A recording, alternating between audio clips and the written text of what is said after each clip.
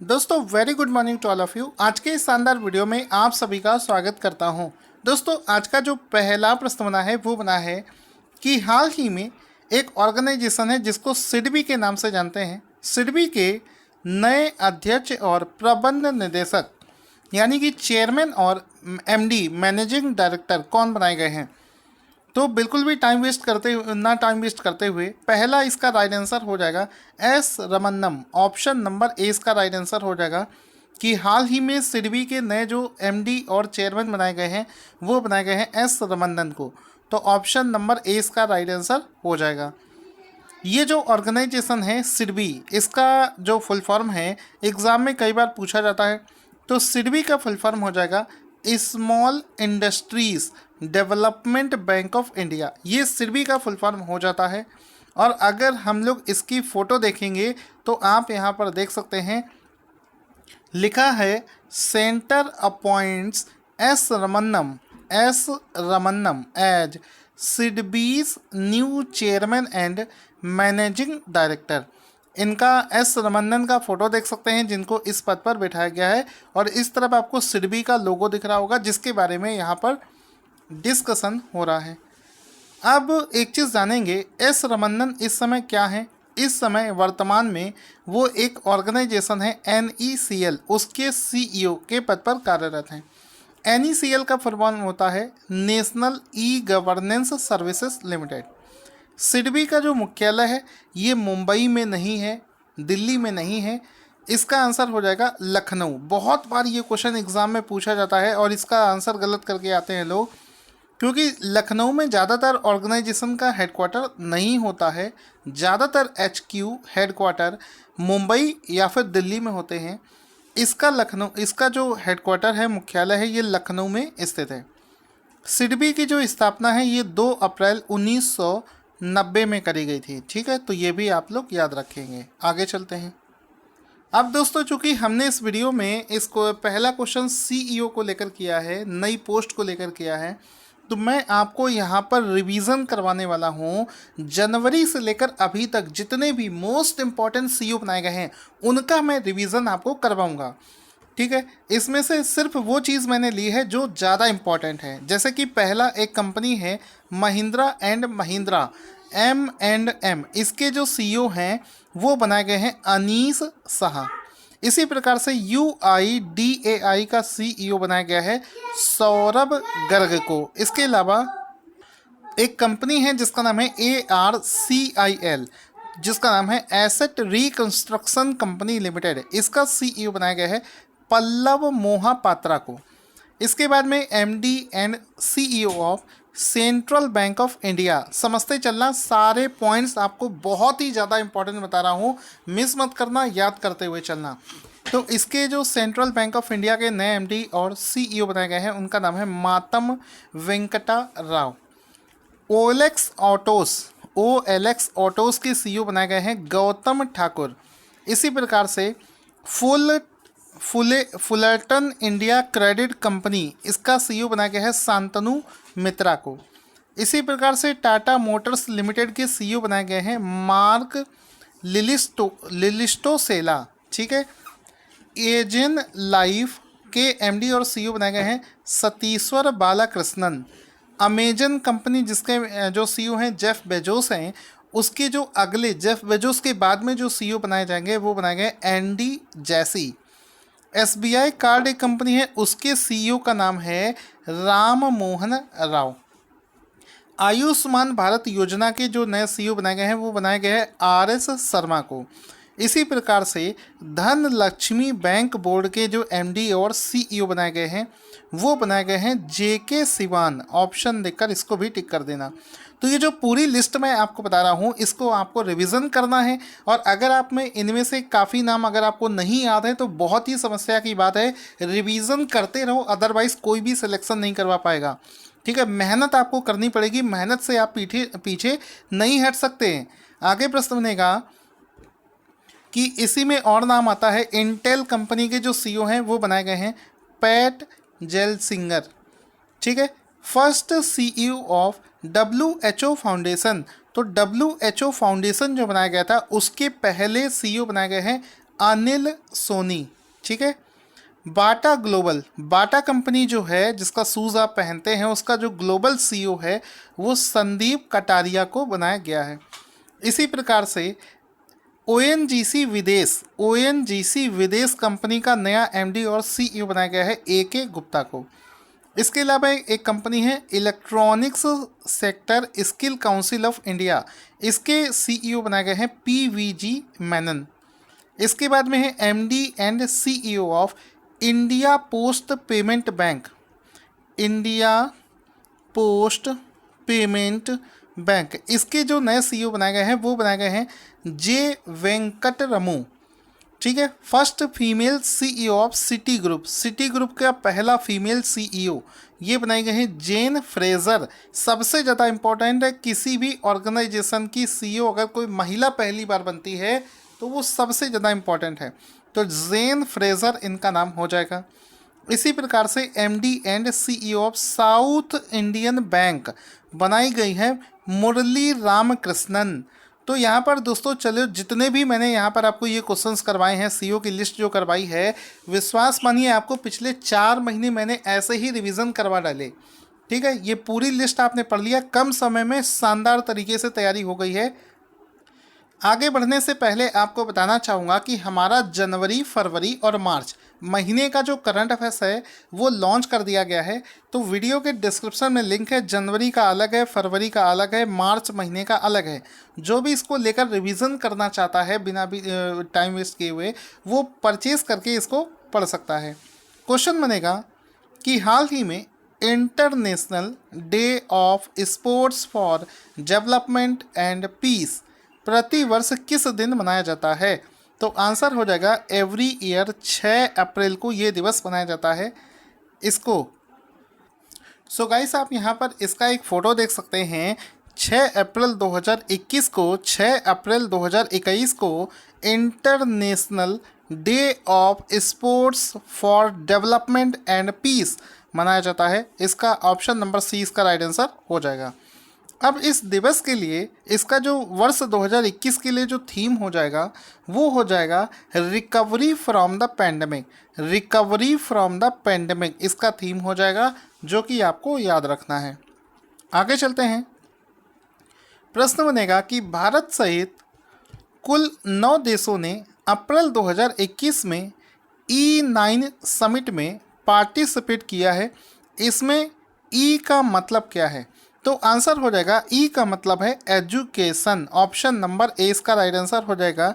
ई का मतलब हो जाएगा एजुकेशन। ठीक है। तो अभी ये चर्चा में क्यों चल रहा है? चर्चा में इस वजह से चल रहा है कि हाल ही में E9 देशों का एक समूह है जिसकी एक बैठक ऑर्गेनाइज करी गई है। तो ये जो वर्चुअल बैठक थी, इसमें से है कौन, क्या है ये? इसमें ई का मतलब है एजुकेशन। इसका मतलब हो गया कि ये एजुकेशन से संबंधित एक समिट था जिसमें कि दुनिया के 9 देश शामिल हैं, तभी इसमें लिखा है E9। और इन 9 देशों के जो शिक्षा मंत्री हैं उन्होंने इस बैठक में पार्टिसिपेट किया था। अगर पूछा जाए भारत की तरफ से इसमें किसने पार्टिसिपेट किया था, तो भारत के जो एजुकेशन मिनिस्टर हैं उनका नाम है रमेश पोखरियाल निशंक, लेकिन उन्होंने इसमें पार्टिसिपेट नहीं किया था। इस समिट में जो एजुकेशन मिनिस्टर फॉर स्टेट हैं जिनका नाम है संजय धोत्रे, कौन? संजय धोत्रे, उन्होंने इस इवेंट में पार्टिसिपेट किया था। ठीक है। तो आप देख सकते हैं संजय धोत्रे ने इसमें पार्टिसिपेट किया है। जितनी भी चीज़ें बता रहा हूँ सारी चीज़ें लिख कर भी देता हूँ क्योंकि आप लोगों को याद करने में, रिवीजन करने में आसानी हो जाए। E9 देशों में भारत जो है E9 देशों का एक सदस्य देश है। अब इसमें कौन कौन से देश आते हैं अगर ये कहीं घुमाकर पूछ लिया जाए तो इसमें दोस्तों बांग्लादेश आता है, ब्राज़ील है, चाइना है, इजिप्ट है, इंडिया है, इंडोनेशिया, मैक्सिको, नाइजीरिया, पाकिस्तान, ये सभी देश आते हैं। ये कुल मिलाकर 9 देशों का एक मंच है। ठीक है दोस्तों, अगर आपको वीडियो पसंद आए तो बिल्कुल भी टाइम वेस्ट किए बिना इस वीडियो को लाइक और शेयर ज़रूर किया करो क्योंकि बहुत ही मेहनत से ये सारे वीडियोस बनते हैं। क्वेश्चन बनेगा कि हाल ही में वोजोसा उस्मानी को किस देश का प्रेसिडेंट बनाया गया है? तो वोजोसा उस्मानी जो है उसको हाल ही में कोसोव, ऑप्शन नंबर ए इसका राइट आंसर हो जाएगा कि कोसोव नाम का एक देश है, कोसोव नाम का एक देश है जिसका वोजोसा ओस्मानी को नया प्रेसिडेंट बनाया गया है। ऑप्शन नंबर ए इसका राइट आंसर हो जाएगा। इसमें आप देख सकते हैं वोजोसा ओस्मानी जिसको हाल ही में कोसोव देश का नया प्रेसिडेंट बनाया गया है, इनका फोटो भी आप यहाँ पर देख सकते हैं। फटाफट से आगे चलते हैं बिल्कुल भी टाइम वेस्ट किए बिना। यहाँ पर कोसोव देश जो है इसके बारे में अगर हम लोग जानें तो इसकी राजधानी का नाम है प्रिस्टीना और इसकी जो करेंसी है उसका नाम है यूरो, ये भी आपको पता होना चाहिए। आगे चलते हैं। भारतीय रिजर्व बैंक ने पेमेंट्स बैंक में दिन के अंत में अधिकतम बैलेंस की सीमा को प्रति ग्राहक 1,00,000 रुपए से बढ़ाकर कितने लाख रुपए कर दिया है? तो यहाँ पर आपको बता दूँ जो पेमेंट बैंक्स होता है, पेमेंट बैंक्स, तो उसमें जो इसकी जो लिमिट है, पहले इसकी 1,00,000 लिमिट होती थी डेली बेसिस पर, अब इसकी जो लिमिट है इसको बढ़ाकर हाल ही में 2,00,000 रुपए कर दिया गया है। तो ऑप्शन नंबर 20 का राइट आंसर हो जाएगा कि इसकी लिमिट को बढ़ाकर 2,00,000 रुपए कर दिया गया है। क्वेश्चन बनेगा कि हाल ही में किसने नौसेना के जहाज़ों को मिसाइल हमले से बचाने के लिए एक टेक्निक विकसित करी है जिसका नाम है एडवांस्ड चैफ टेक्नोलॉजी, और इसको विकसित करने वाले देश का ऑर्गेनाइजेशन का नाम है DRDO। तो हाल ही में DRDO ने एक टेक्निक विकसित करी है जिसका नाम है एडवांस्ड चैफ टेक्नोलॉजी, जिसमें क्या किया गया कि नौसेना के जो जहाज होते हैं उसको मिसाइल से बचाने के लिए इस टेक्नोलॉजी का उपयोग किया जाएगा। Option number B will be the right answer. इसमें आप देख सकते हैं लिखा है DRDO develops advanced chaff technology to safeguard naval ships from the missile attack. ठीक है, तो ये हाल ही में DRDO ने विकसित करी है। दोस्तों कई बार आपने कुछ ऐसी बीमारियां देखी होंगी जो कि रेयर डिजीज़ होती हैं, बहुत ही रेयरली ये पाई जाती हैं। तो इसको लेकर हाल ही में किस मंत्रालय ने दुर्लभ बीमारियों के लिए एक नई राष्ट्रीय नीति यानी कि national policy for rare disease 2021 को मंजूरी प्रदान करी है? आंसर हो जाएगा स्वास्थ्य एवं परिवार कल्याण मंत्रालय। ऑप्शन नंबर ए इसका राइट आंसर हो जाएगा। स्वास्थ्य और परिवार कल्याण मंत्रालय जो है इसने national policy for rare disease 2021 को मंजूरी प्रदान करी है। Option number A will be the right answer. और इसको हाल ही में डॉक्टर हर्षवर्धन के द्वारा मंजूरी मिली है।